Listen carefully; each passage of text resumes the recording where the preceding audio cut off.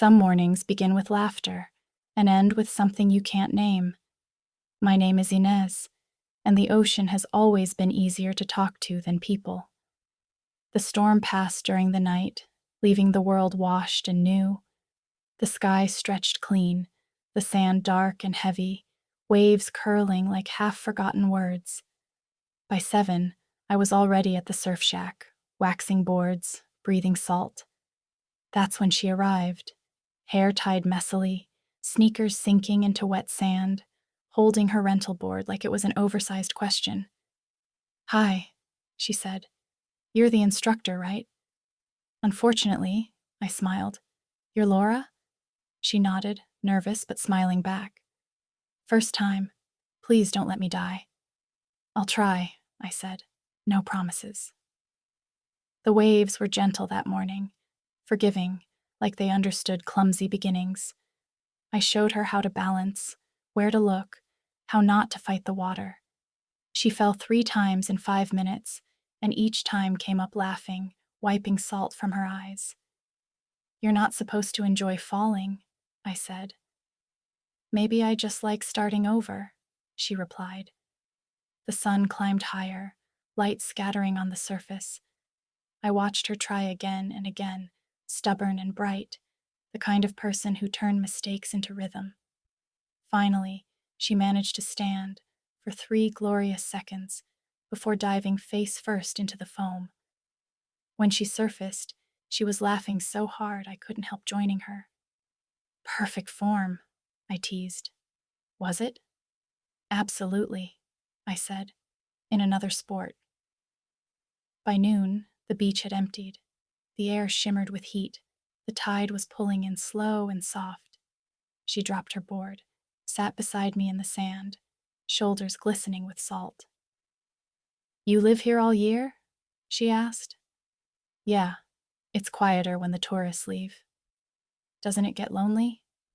"Sometimes," I said, "but the sea doesn't ask questions." She smiled, pulling her knees close, gaze on the horizon. "I wish I had something that constant." I looked at her then, really looked, the wind tangling her hair, the reflection of light dancing across her skin. "You'll find it," I said.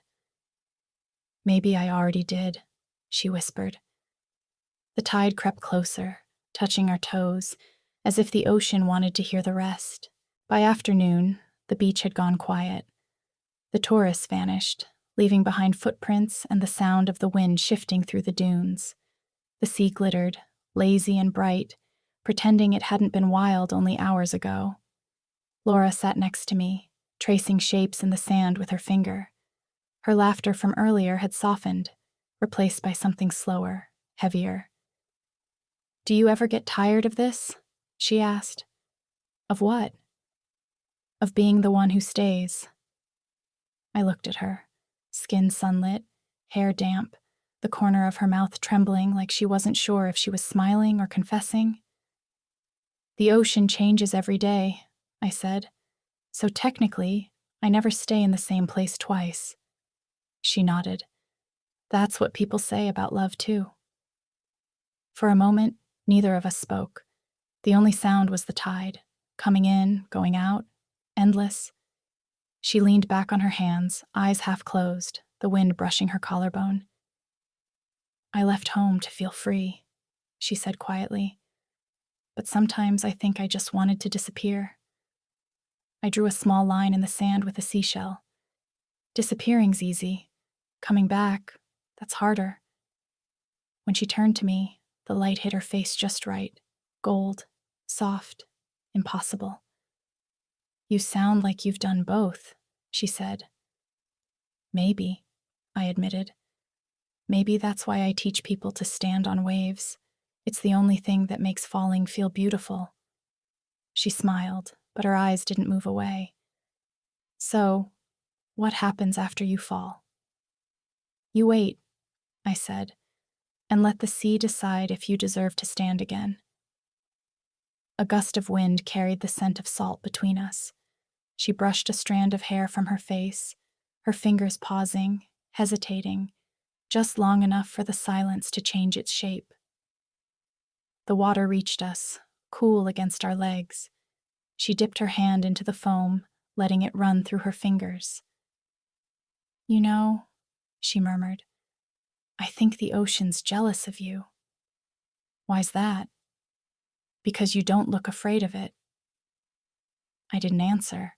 I only looked out at the waves, pretending not to notice her gaze lingering on me, or the way the tide touched her wrist like it wanted to join the conversation. When the sun began to set, the sky turned orange and violet. We carried the boards back, sand clinging to our feet. At the shack, she stopped, her voice almost lost in the sound of the sea. "If I come back tomorrow," she said, "will you teach me again?" I smiled. "That depends." "On what?" "On whether you want to learn surfing or staying." She laughed, soft and real, and walked away down the beach, leaving a trail of footprints the waves couldn't wait to erase. But when I looked at the water, it felt different, like it had learned something new about gravity.